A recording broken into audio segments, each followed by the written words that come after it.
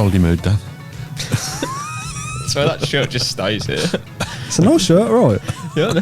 Somebody in the comments were like, "Oh, your missus definitely bought you that after the wedding as like a gift." I was like, I actually picked it myself and I really like it, so leave me alone. Wait till you see what I'm wearing for the live show. Oh my God. That is jazzy, let me tell you. Hello, welcome back to the Claret Blue podcast. This is our alternative end of season awards. We are going to give out player of the season, goal of the season, highlight and low light, standard things you would expect at the end of the year. But that's boring, isn't it? We want to do things a little bit more nichely here on the Claret Blue podcast. We have a little trophy here that we're going to hand out for each award and present to each winner of each category. So, John, to the players at the training ground. Yeah, we'll take it over to Bodymoor at some point. Here you go, lads.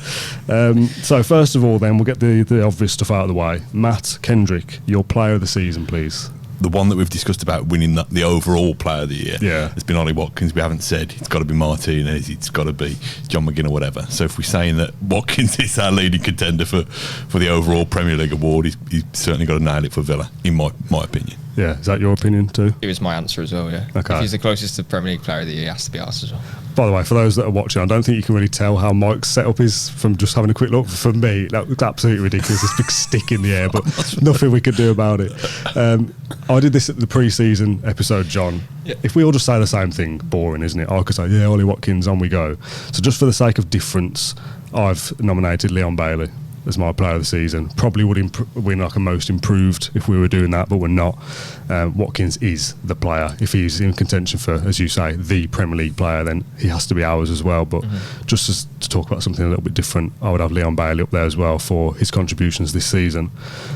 Goal of the season, John, I'll start with you for this one.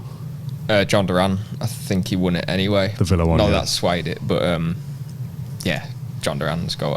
We had quite a few team goals. Is that a sculpture of John Duran? I don't know what this is from, although I've just found this in the office, which is quite handy for this episode. I'm just going to leave it here, actually. I thought that was just so I'd be able to remember Oscar's name. I thought it was just a mental... Now we have to clarify, there is a guy that we called Oscar who's here to help us film and take some photos. That wasn't just a random comment. And that's not him. All right, so Palace, John Duran for you. Matt, I think we've gone the same here. Yeah, I'm going John McGinn against Arsenal. Yeah. I thought it was a goal that epitomised Emery ball, if you like. Yeah. Just such a flowy move, which I don't know, you might know better. John, did everybody on the team touch the ball? They seemed to anyway. Probably not quite.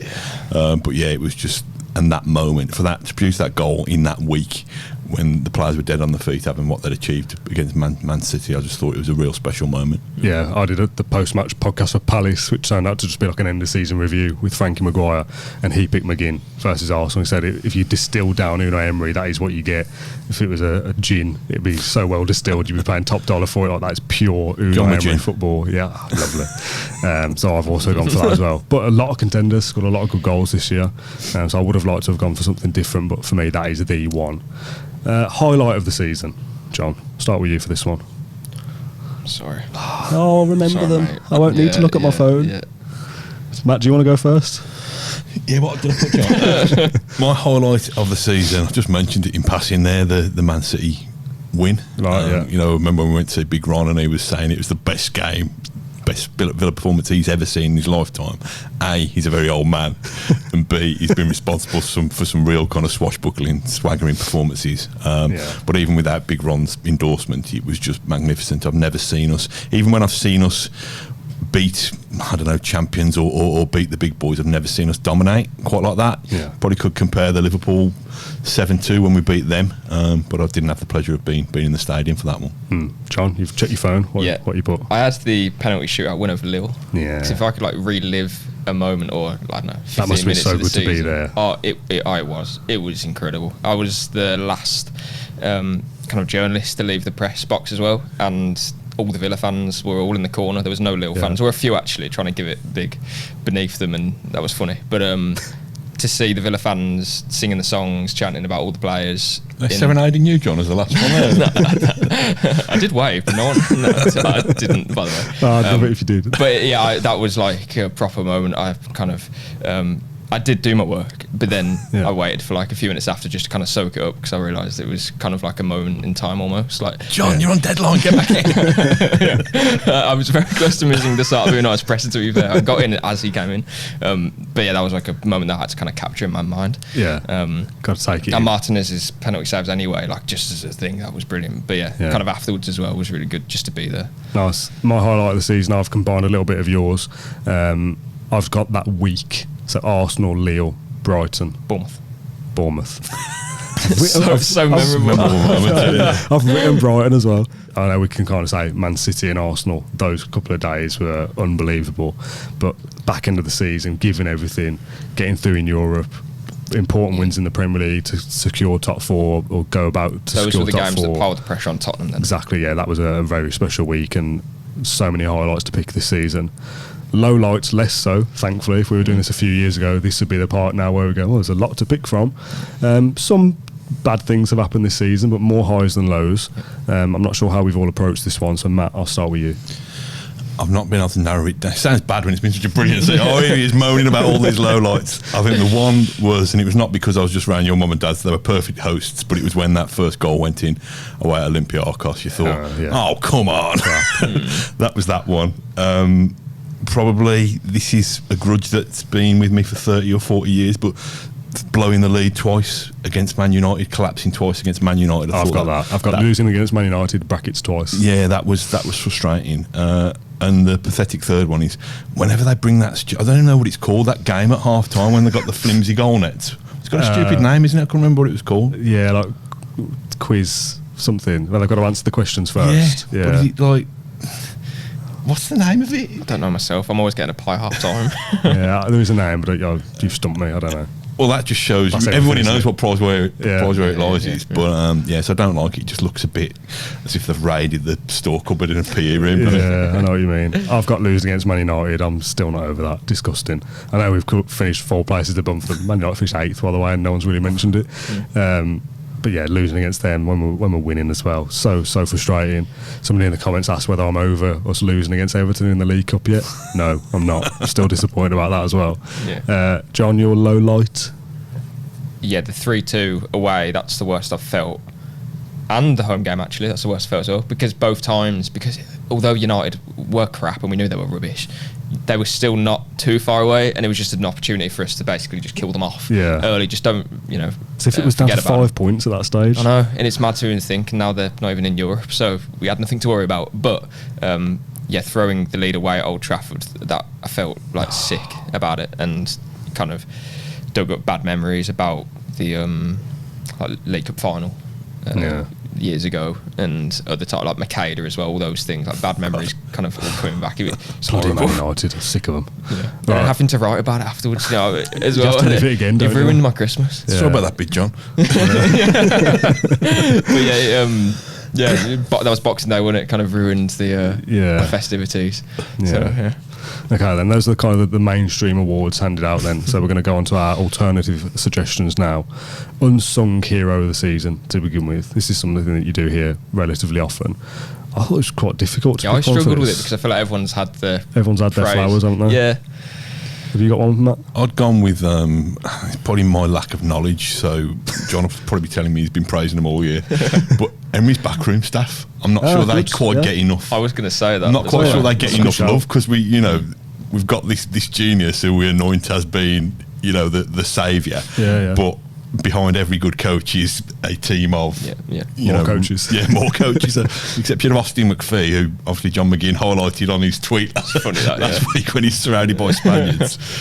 I mean, you tell me, John. I'm not going to get you to name all of them, but there must be 2 or 3 who are kind of really pivotal. Yeah, well, we heard from Guillaume Balaguer at the start. He kind of teased us, didn't he, about the whole he won the Champions, the Paco I'm talking about, and we were trying to think, who was it? At first I was like, is it Xabi Alonso? And that would have been sick. Imagine. Yeah. But obviously Paco's is this kind of first assistant as such. A lot of the team that he's working with, he's had at PSG, Villarreal as well.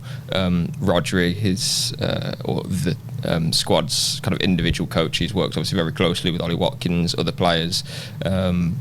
He's been crucial for kind of, I suppose, translating what Unai wants into like the individual meetings that they have and the specific analysis there, because it's a lot of team meetings, but then also they go into small groups and then into individual groups as well. So yeah, the backroom team have been fantastic. I like him. So does he use Google Sheets quite a lot? Right? Individual spreadsheets. So big fan of him. Yeah, absolutely.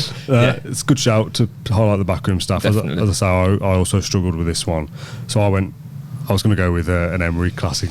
Our supporters, but I won't do that. Mine is I think you're both going to raise your eyebrows at this. I've put Pau Torres. Bear with me. I almost don't think we stress enough how good he is. Like, it almost kind of goes under the radar. We know he's brilliant. Okay, let's move on. Almost like the Ezri Konsa of the last couple of years, that we all know how good he is, but we never really say it. I think Pau Torres is that as well. We massively miss him when he's not there. So, yes, we all know how good he is, but kind of unsung in the sense that we probably don't say it enough. Top 4 player of the season for me. Yeah. As in Watkins, Martinez, Bailey, and he's there because, as you say... Yeah. McGinn? Torres for me, just because he's so instrumental in how we play. McGinn, if McGinn plays well, Villa play well, so he's probably number 5. But Torres, yeah, you're right. I think it's just you get a bit blasé. Just because we're Aston Villa now and we're fantastic. We've got brilliant footballers, and I think you forget it. And some of the players that have been on the fringes, they'd have been for Chambers would have probably played all season under previous managers. But we've upgraded to such a level that we've almost come to expect it, which is lovely. But it's also need to stop and appreciate the wow moments, really. Yeah. The next award, John, is... I had Yuri Tielemans for that one. Oh, sorry. Because you said I was going to say that about the staff. Oh, so I was going to. Yeah, I was going to. But it was because he didn't think you'd ask him. Yeah, go on then. No, I thought Matt was going to say backroom team. No, I said Tielemans because similar to Torres, when he's not playing, you notice it. Yeah. Another player who has had a lot of praise, and everyone said that exactly what I've just said. So not. Did we do a whole episode about like how he's cruised through the team? Precisely that. Yeah. But a player that, because he's not like top 5 performers. Okay, that's kind of where I landed at. Yeah. Fair enough. The next award, John, is just for you. Best press food. Okay. Obviously, Matt and I are not privy to the inner workings. It's my favourite question. Probably either Arsenal or Tottenham. Okay. I thought it might be Tottenham. It's to a level of like, I presume what they give us is what they give like actual hospitality. Right, okay. Or it can't be far off. It's just very, very nice food. And Chelsea's supposed to be good, isn't it? Chelsea, to be fair, yeah, kind of miss Chelsea out. Chelsea is there as well. Chelsea's probably the best, actually, now I've said that. Yeah, Chelsea's very good. The 3 London clubs there, and I liked Man United because it was all you can eat. You're going to go all the way through the league? How come I'm the fat one sitting here and you're the one who's eating all the free food? Well, I have a reputation among like the press pack to keep going up for more food. Oh, do you? Okay. Yeah. So, yeah. Well, that can sustain you for when we don't give you much budget on the Europeans. Fill yourself up on the press food. We don't pay much, do you? Get a doggy bag at Chelsea, then next time you go to Lille, pull it out. There you go. Sorted. Have those 2-month-old prawns. God. Man United, though, was probably, if I could have it again, I'd probably say Man United, though. It wasn't the best, but you could just keep going up for more. I had 4 cods. I think 1 plate. 4 cods. 4 cods. 1 plate of curry. I was going to have more, but then they said on the menu they had pies at half time. They also gave 2 bottles of wine because it was Christmas, Boxing Day. Yeah, so it's like a nice. So you're saying before it ruined your Christmas? Sounds alright to me. Just a minute. To go pull you up on 4 cods. Yeah. What does that look like? Was it a you go up 4 times? Oh, with 4 different times, yeah. I understand that, but did you get was it a fish? How do you know it was 4 cods? Not like a fish and chips cod. It was it was cod. Yeah, but it was like a nice of cod. It wasn't the fish kind of like. Yeah, it was a fish. Yeah, it wasn't a battered cod like no, you it wasn't chip. battered. It was like a smaller piece. I should imagine. It was like a square piece with a size of a hand. Fillet, like the size of a hand. Yeah, of cod. So it wasn't technically 4 cod fishes. It's 4 with 4 servings. 4 servings. Do you want me to be specific? Because in my head, I'm picturing you only do a barbecue and you might put a whole fish on with the head and everything. I was thinking that. You had 4 full fishes. What kind of breast food do you think we're having? Here's a hog. Like I say, I'm not proof it all. With an apple in its mouth. A pig on a roast and he just goes up and takes bites of it. What's the collective name for a cod? Like a battering of... Well, they weren't a battering of cods. Is it a school? A school is just fish generally, yeah. I assume it's the same, yeah. A school of cod. So a school of cod at Man United. If we redo this inside, a school of cods at Man United. Yeah, School of Cod's not the same kind of film with Jack Black, is it? No. Right, let's move on. Worst punditry take is what I've picked next as our alternative awards. I know that Neil from the Full of Paul McGrath has done a podcast similar to this, and he also had this segment in, and I wanted to mention to him that I've not copied him. So the worst take that we've heard in the media this season, most likely about Villa, I assume. Probably come from me somewhere. No, that's a separate category. We'll get to that. Matt, I'll let you go first for this one. I've gone just generally with Rio Ferdinand, to be honest. I think good. I think he's anything Rio Ferdinand says. Tommy over his mouth. He's become like the poster boy for overestimating Manchester United and underestimating Aston Villa, and there's been several. I know we've got a chip on our shoulder to go with John's cod from not having the recognition that we think Villa should deserve. But I think Ferdinand, some of the stuff, and it's just. I was going to say this before you edit this together. I think great work. You're going to say get stuff. It'd be great if we got the clip of him avoiding the Real Madrid badge and change that to the Villa crest, and he's like gently showing some belated respect for it. But I'll see what I can do. Yeah, I'm not sure we've got the rights to do that anyway, so I might just have to have my description of it. John, worst pundit take? Mine was... There's a few. Most of them are related to Man United as well, but Andy Goldstein on TalkSport just constantly talking about, Unai would definitely go to Man United. Of course he would. It's... what a load of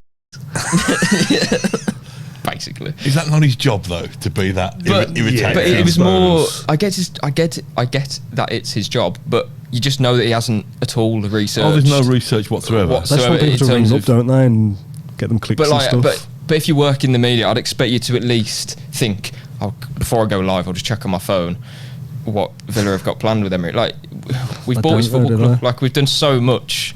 There's so much there. Of course, he's not just going to go to Man United. Like, it's not even a... You could give a debate saying, if United gave him this, then maybe... I don't know. But just to say flippantly, of course he'd leave Villa for United. Like, I thought it was just disrespectful. And it was belittling Villa and the owners. And I know for him, he wouldn't care. But... he doubled down on it on social. Oh, no. In the week as well. Still going on. Saying, well, how much money have you won? Like saying, because Villa fans, it doesn't matter being right unless you'd have staked your house on it. Yeah. Well, there's something. It was just it's funny how you don't tell me until it's sealed. Well, when are we supposed to tell you? I know, yeah. I mean, I'm telling you all season. Yeah. That is the time to gloat, isn't it? When it's actually done and it can't be changed. Yeah. So it was more him being funny about it. Yeah. He was strange. He was going to be my pick, but I was pretty convinced one of you would take it. So I've gone for the line in the overlap from Gary Neville when they were doing their Super 6 predictions, when Villa had a bit of a stumble, and they predicted Villa, I think, to lose whatever game it was, and they were going, Villa were done. Really? I didn't even see that. They've had a wobble. They're done now for top 4. So they were wrong. So that's a very bad Jamie take. Redknapp So saying they just wrote us off. It was like, they've a couple of bad results, which we knew was bad, but we all thought we'd bounce back, obviously knowing what we know about this squad. They were almost happy just to close the lid on Villa, weren't they? Yeah, it was almost like, we told you they'd fall off, they're done, see you later, Spurs will be 4th and that kind of thing, or Man United might even be 4th. We hadn't been outside the top 5 for about... game week 6. Yeah, and mostly in the top 4. Redknapp as well, talking about how Tottenham should get Champions League because Man United aren't going to close the gap when Villa were in 4th. Yes, yeah. Tottenham in pole position when they're not even actually 4th at the time. Yeah, madness. Redknapp, one of my sketches, I had it on the radio last. I was driving back somewhere and he got him on. I don't know, it must have been Absolute Radio. Talking about slip-on sketches that you don't even need to bend down. How lazy? I mean, I'm a lazy man. No, Jamie Redknapp. How lazy do you have to be to not want to just be? I can just imagine me to pull your shoe on your foot. That wasn't a great demonstration of flexibility there, I'll be honest. Well, maybe I need some actually. So sketches if you're listening. This is exactly. You are the target market. Yeah. Okay, right. Let's move on. They come with a girdle as well. 4 cods. I'm getting control of this episode back. Right. Best Villa chant this season. There's been a couple of new ones on the terraces this year. John, I'll start with you. I went with the watching Villa on a Thursday night chant. Nice. You got to sing it now. No, I'm joking. I'm scared about this. I'll let you off. Yeah, I went with that one. That was one that was being blasted out in the pocket Villa fans at Lille as well. So yeah, I really like that. I liked the one that you tweeted, and Jacob Fernand sent me a video, and I'll include it here if I remember. New one, I like that. The new one about factually incorrect, but Bayern and.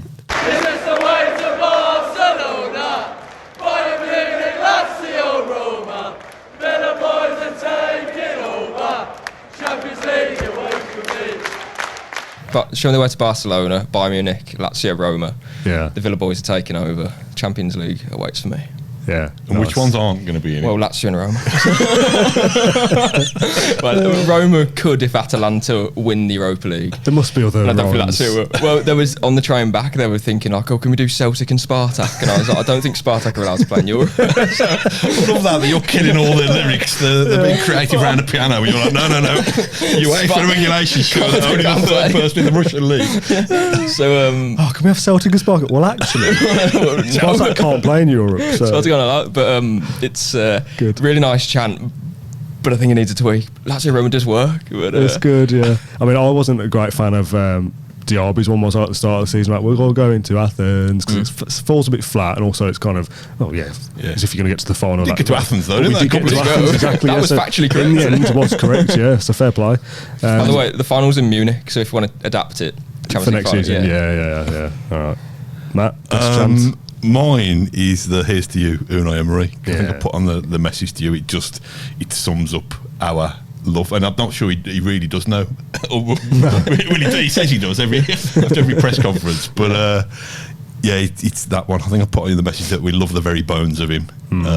So that would be the one. In terms of energy in a stadium, we spoke about it after the game. This is my pick. The Small Heath get battered. I don't want my favourite Villa chant to be a Small Heath chant. I want it to be a Villa chant, but that was and then we got Dougie, probably stole your answer. I mean, Dougie conducting it as well. That just seemed. What game was that? I don't know. It was at Villa Park. Was it Bournemouth? I think it's Bournemouth. It was Bournemouth. It's a night game, wasn't it? Pretty certain it was Bournemouth because there was that period of time where we kept having corners and there was a big delay in the Bournemouth game. Yes. So the one I'm thinking Was that of when the Lino Lino headset was- fell off or something? it was, or- we threw one up and the game was just dying out and it was like, right, cool. Yeah, and I've got that chant as mine again, like you. Do you think he Smalley's favourite knew- Villa chant. Do you think he knew what all that meant? Douglas Luiz? No, Do you not? I don't think so. Not to begin with. Small Heath. He might know Small afterwards, Heath, but at the time he was just like, it was the rhythm, wasn't it? It felt like a bounce. It felt like a European thing that we're just going to do this now for 10 minutes straight, and it had everyone kind of on a nice kind of flow to it. Yeah, Four really. cards get battered. There we go. Nice. I'll leave that alone too. John, the next couple are just for you again. Best Villa European away day. I think this is going to be tough. Yeah, and I couldn't give you an answer for it because they're all different in... Yeah. It's difficult to pick a best. Yeah, like Lille as a... Lille away was brilliant because that felt great to get to the semi-final and how we did it. But in terms of travelling, I really like Warsaw. Okay. First one. Really nice weather. And This was Warsaw, sorry, in the previous. Half an hour on the train. yeah. Again, they had like it's like a huge food hall in the town centre, and it was like street food. So I had a fair bit there. Nice. Can I ask some advice off you? Not about eating, but as a hardened kind of traveller. Hardened, is that the right word? You only went to Vienna. No, I know I've had my own back. Vienna. My lad wants to go to a game in Europe next year, and we're thinking about going to the pre-season friendly in Dortmund, which we've probably got more chance of getting a ticket for. But do I kind of keep my powder dry and wait until one of the Champions League games and see what I can do for that? I was looking at different German fan blogs for this because a lot of fans have been saying, well, is the atmosphere going to be the same for the pre-season? Yeah. And a lot of them actually saying, yeah, it probably will be. It'll be bouncing because it's their final pre-season friendly. Like, that's their main one. Right. So apparently for the final pre-season game, Dortmund, it's usually like bouncing, and it's not going to be the same, I don't think, but it's still going to be a really good experience to go. Just wait. The Champions League draw is the 29th of August, so we might get Dortmund in the thing anyway. Well, that's, I think, yeah. So I might just get that booked if I can get tickets and get it done. I'd say do the pre-season game, and you probably get more enjoyment out of it. No pressure on the actual football either, is there really? Yeah, I say more enjoyment. I lie. If you go in there and losing to Dortmund in the Champions League, it's like fine. Like, you've got to enjoy it next season in the Champions League. But yeah, there's every chance that we just get someone else. So I would definitely say do the pre-season and then do Real Madrid away. I love how he's offering travel advice now. Yeah, nice little conversation between friends. John, Actually, I think you two have both got one for this one, if I remember correctly. Best Unai Emery quote. Did you have one for this, Matt? Yeah. What was it? Go first. Yeah. Up the Villa. At the end of the Liverpool. Yeah, nice. I was going to do an impression there, but I won't. He went for 2 up the Villas, didn't he, in the awards ceremony? Yeah. John, have you picked anything from a press conference? Is what I was thinking initially. Best quote. You've got one. It's longer than Up the Villa, though, so I'm going to have to read it out. You can read it. Every day when I'm going to the training ground, there is the 1982 European Cup. Always when I'm going to the office, I'm passing this and watching the trophy. This is the history of Aston Villa, and it's amazing, but we want to write a new history now in our own way. Nice. So that was kind of like I like that. It's just as perfect. A kind of logistical question, right. How do you react to that at the time? I smile. Do you are you watching him, or are you tapping away as he's doing it, and or do you record it and do it back? If he says something like, when I drive to the training ground, I'll look up, because that's quite you're thinking something's coming here. Yeah, well, often Emery can talk about being like competitive or injuries or whatever, and I'm tapping away. But if he's talking about stuff, I'd rather take it in. Yeah, because obviously I'm going to transcribe it after anyway. Yeah. So you're in. That was a nice quote. I knew he was going to say something good then, if that makes sense. Yeah. When he's talking about, I have to go past this bloody picture. I'm going to rip them all out. I'm sick of being reminded of it. The pressure not enough. They're all in black and white. When I was going to the training, But yeah, that was nice, because he always reflects on the history of Villa. Yeah. But then instead of just stopping at I'm working for a big club, he wants to do his own chapter. Yeah, nice. Which is really good. Okay. I'm going to take over for a little segment here. Worst podcast prediction. Now, I asked you to fill all of these in, and neither of you did, because you can't remember. We say so much stuff on this podcast. I've gone back to and you're out of this, by the way, because you weren't on it. Phew. You're lucky. I'm sure you've said other stupid things. I wouldn't have thought so. So I went back to That's this proof.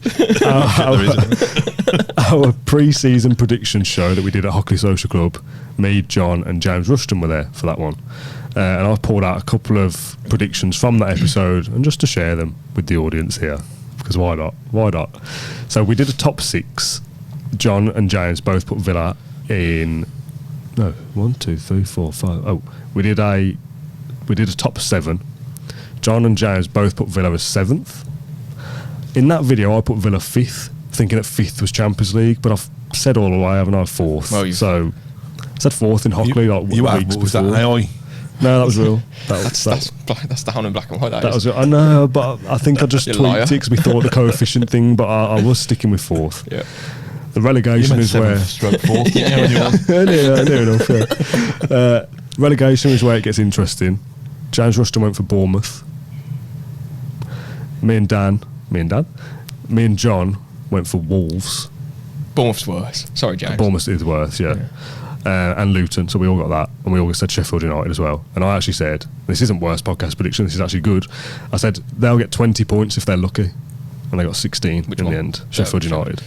Well, I was looking at the table yesterday just to see how it all finished. You could stayed up on 27. No, that's crap, isn't it? That is so low. Yeah. I think it's one of the lowest averages. I think it has to be for a while. Usually they say 40 points. It's usually about 35, 36. It's not been 40 points for 27. 10 years. I'd super say. Low. Yeah. We also did rogue shouts at the end of that episode, if you remember. We also got the big prediction as well, which we'll come back to afterwards. Mine was, for some reason, I said Palace will be in trouble all season and be in and out of the bottom 3, which I don't think they were in the bottom 3 once, and they've ended the season very, very strongly. They were playing crap for a while. Yeah, but they weren't in trouble of going down, I don't think, really. Now they're challenging for the Champions League. I don't know what happened to them on the last day, probably not important. John said the Saudi League will come in to sign some top players and top clubs in the late stages of the window. I was under pressure here, I remember it now you've said it, and that didn't happen. It was like 4 days left of the window, and I just said that. James Rushton's, who has certainly come out of this the worst, I wish he was sat there now, he said Luton will go down, tick, but they will not lose at home. I don't understand that. So, I mean, you could draw every game at home and get 19, and that means you have to be terrible away. But yeah, they drew every game at home, lost every game away, and still finished with more points than Sheffield United. Yeah, but you'd think if they don't go unbeaten, they're going to win a couple. So they probably would have stayed up, especially if it only needed 27. So I don't know where he was going with that one, to be honest. But there's some bad shouts. It's a wild predictions, but we said on that episode, in the moment, you think Well, I can see that, like Gary O'Neill, they've lost players, like Wolves felt decent at the time, but you look back on it in 12 months ago, we were stupid. And we were stupid. That is what today is. And we'll do predictions in the summer, and we all know it's a load of rubbish. Best save of the season? That's got us back on track. Mine was, obviously for Martinez. There was a few... Is it obviously for Martinez, or is it Olsen against Chelsea? I don't remember. Was it your man who came on and denied Son? Was it Olsen against Chelsea? When Olsen played, he made a great save at the end and we got a point. Was that Chelsea? Yeah. Of course, to be fair, Olsen said, yeah, that was harsh. Mine was... That might be it, actually. I forgot about that. But I went with Martinez against Fulham when Adama went in on goal. Okay, yeah. In the last minute. And that was just a big game for a lot of reasons. I think we lost United the week before, and we had a lot of injuries. Longlow was playing with Torres, who just came back. A lot of Kamara. This was the first game without Kamara. It felt like we were going to Craven Cottage to not win, basically, and we did. We played well, one defensive lapse, but then at the end, Adama goes in on goal. And to be fair, it's Adama, so maybe that kind of changes my perception now. But but it was a huge save in that. Again, not a lot of moments in the season pushes towards the Champions League, but that game and Luton away for me were two huge wins for different reasons. Matt? I went for the double save from Haaland at Villa Park, which Haaland's probably got a better reputation for taking chances than Adama. But it was the second save as much as anything. You're probably expecting to make the first save, but I can't remember who it was on the far post who recycled the ball and just floated it back over brilliantly. And I thought, well, Martin is surely still going to be scrambling to his feet there. But just pulled another one out the bag, and I think that was probably the only real threatening moment they had. I think from that there moment, only 2 shots in we the game. dominated, we won the game, a big week, the belief started to flow and stuff like that. So that moment. Their XG after that was 0. They literally did nothing. So I completely forgot about that. Martinez. Crazy. There's so many from Martinez, and to be fair, the Olsen one against... I only said that in jest. I have picked Martinez's ones as well. But Olsen's against Chelsea was it was a big save, and it's obviously an important point in the end. I also had the Haaland one written down, but I've gone for one slightly different.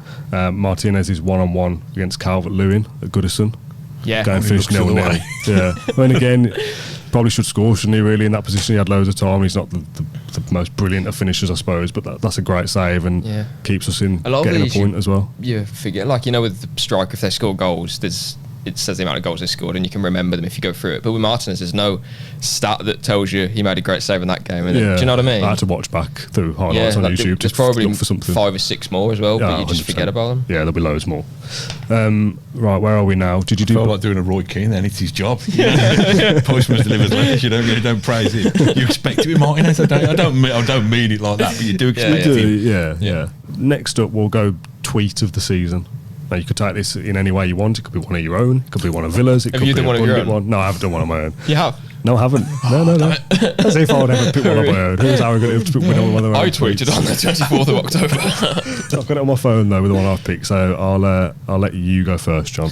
Mine was the picture of Sid Cowans and Unai Emery from the Villa account. Okay, nice. It's just a perfect tweet. It was obviously in that week a lot of stuff was been said about Sid or whatever. I won't go into it, but that was a really nice tweet because I see Sid Cowan sometimes in the media room with a lot of the ex-players, Tony Morley, etc. And I always stop for 10 minutes just to.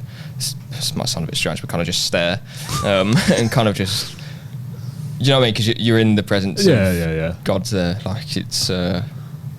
And just to see him after the game with Unai, and Unai's caption as well on his Instagram post. Yeah. I know that's not a tweet, but it kind of bends the rules. It was a really nice post as well, saying we need to try and emulate the legends of this club, etc. That was really nice. I've got 2, so Matt, I'll allow you to go next. Another poignant one, really. The lad who had the heart attack on the Holt end, Josh, and the guardian angel, the off-duty nurse Heidi, who saved his life.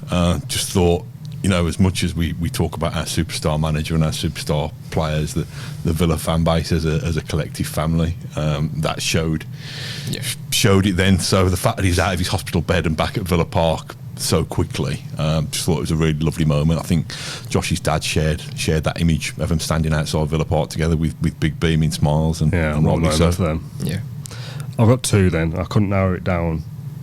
I've got a funny one and a serious one.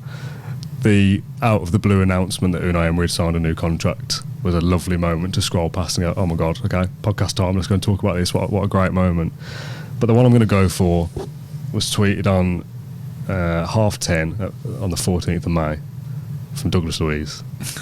I just came out here to find out if at Rio35 is okay.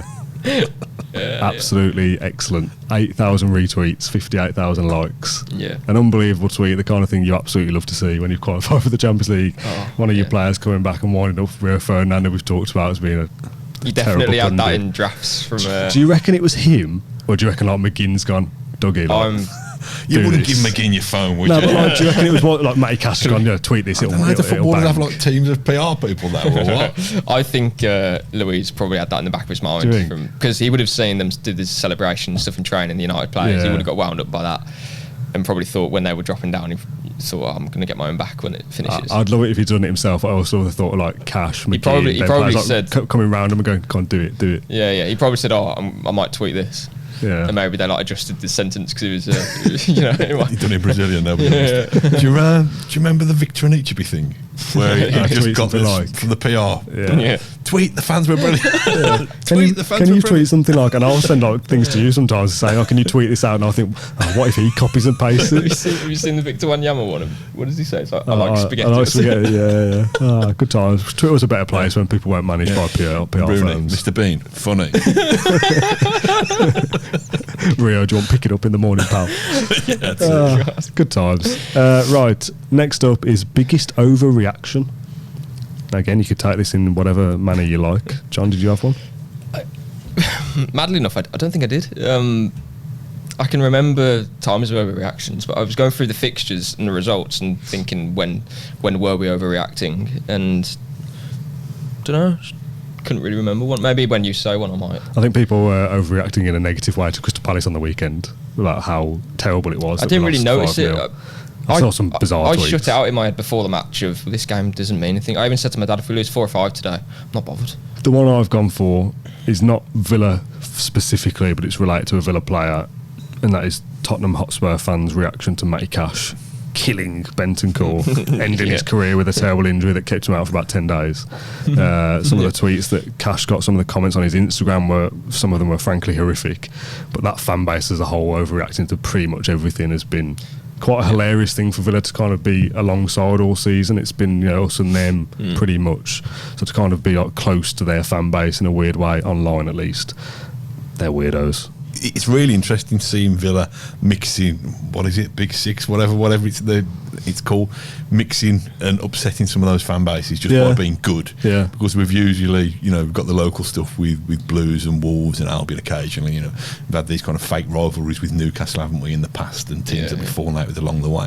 But it's another sign that we've arrived a little bit, that we've got to deal with the idiot fan bases of bigger clubs. That reminds me, actually, I was a Real Madrid fan that tweeted something the other day saying, we've got Humble Martinez. And I was like, we've beaten Real Madrid fans, like, we've made it. The Villa fans were like, it's fantastic. You got Real Madrid rattled, that you're I quite like going some places. of the overreaction from Blues fans as well to our downfall at the end of the season. Like, look at them losing in the European Cup semi-final whilst being relegated to League One. Like, that is not the flex that you think it is. Look at them losing 5-0 on the last day. Yeah, to finish fourth. Like, a lot of Blues they're fans weirdos. a lot of Blues fans are anti-Villa before they're Blues fans. Yeah, 100%. So Spurs with Arsenal, as we've said. Yeah. Strange people. Penultimate one. The moment that you believe top 4 was on. Start of the season for me. Coefficient moment. Mine was, I remember walking back from a game and thinking, it's actually on now. And I think it was after the Arsenal game, and I know we were wrapped in a title race and stuff, but I was always thinking we're doing so well and so well. Actually, our kind of safety net is the Champions League. Yeah. So that was when I was starting to believe. Because if we lost those 2 games, I think we would have been kind of down to 6th and around there. But that's when I thought we're definitely going to be in the race for Champions League. Whether we get it or not, we don't know, but we're definitely there. Yeah, mine was the same. After Man City, I'd have been going, bloody hell, I think we could genuinely do it.